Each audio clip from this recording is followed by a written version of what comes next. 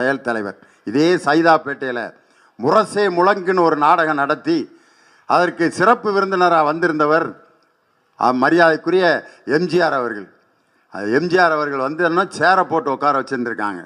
ஆனால் எம்ஜிஆர் அந்த சேரை நான் போட்டு முன்னால் உட்காந்தேன்னா பின்னால் அமர்ந்திருப்பவர்களுக்கெல்லாம் மறைக்கும்.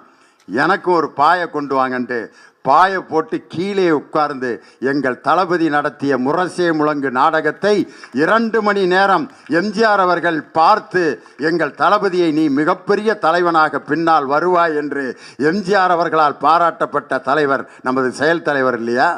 இயலை பார்க்கலாம், இசையை பார்க்கலாம், நாடகத்தை பார்க்கலாம். இப்படிப்பட்ட ஒரு தலைவர் நமக்கு கிடைச்சிருக்கிறது. இந்த தமிழகத்தினுடைய மிகப்பெரிய வரப்பிரசாதம்.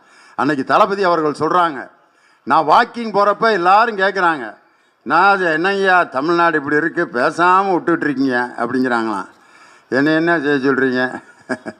சேரை இழுத்து போட்டு மியூசிக்கல் சேர் மாதிரி நான் போய் உட்கார முடியுமா? அப்போ கூட அவர் என்ன சொன்னார்னா, கொல்லைப்புற வழியாக ஆட்சியை பிடிப்பது திராவிட முன்னேற்ற கழகத்தின் நோக்கம் அல்ல.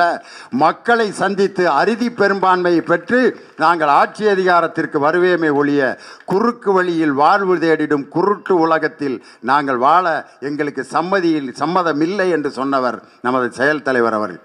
இன்னைக்கு பார்த்தீங்கன்னா என்ன நடந்துக்கிட்டு இருக்குங்கிறீங்க? அந்த நாட்டில் 3ஆ பிரிஞ்சு கிடக்குது கட்சி. தீபா, எம்ஜிஆர், அம்மா, தீபா பேரவை. உலகத்தில் இப்படி ஒரு கட்சி நான் கேள்விப்பட்டதே இல்லை. என் கூட படித்த ஒரு பையனுக்கு அவங்க அப்பா பேர் வச்சுருக்காரு. இருக்கிற குலதெய்வம் பேரை பூரா சேர்த்து வச்சுட்டாரு. சிவசங்கர சுந்தர மகாலிங்க ஜெயஜோதி ராமலிங்கம். பேரை சொல்லி முதிக்கிறதுக்குள்ளே ஆஸ்துமா வந்து செத்துருவேன். சிவசங்கர சுந்தர மகாலிங்க ஜோதி ராமலிங்கம்னா என்னத்துக்கு அவன் அட்டனன்ஸில் எப்படி எழுதுவேன் அந்த வாத்தியார்? அது மாதிரி எம்ஜிஆர், அம்மா, தீபா பேரவை. நிறைய பேர் எம்ஜிஆருடைய அம்மா பேர் சத்யா தானே, தீபான்னு ஒரு அம்மா எம்ஜிஆருக்கு இருக்கா? என்னடா புதுசாக ஒரு கட்சி தொடங்கியிருக்காங்கன்னு. அது ஒரு குரூப்பு. இந்த பக்கம் நம்பால் எங்கள் பக்கத்து மாவட்டத்துக்காரர் இருக்கார், ஓ பன்னீர்செல்வம். அவர் போட்ட நாடகம் மாதிரி உலகத்தில் யாராலையும் போட முடியாதியா. திடீர்னு சமாதியில் போய் உட்காந்தாரியா. தியானம்,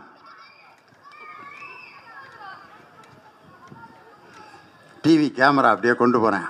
மெரினா கடற்கரை, ஓபிஎஸ் தியானம். அதில் ஒரு செய்தியாளர், இப்பொழுது மெரினா கடற்கரையில் ஓ பன்னீர்செல்வம் அவர்கள் தியானத்தில் ஆழ்ந்திருக்கிறார். அவர் தியானம் முடிந்து வந்து செய்தியாளர்களை சந்திப்பாரா இல்லையா என்பது தெரியவில்லை. அநேகமாக சந்திப்பார் என்று தான் நினைக்கிறோம். இங்கே நிறைய பேர் அவர்களுக்காக காத்து கொண்டிருக்கிறார்கள். இதையே பார்த்துக்கிட்டு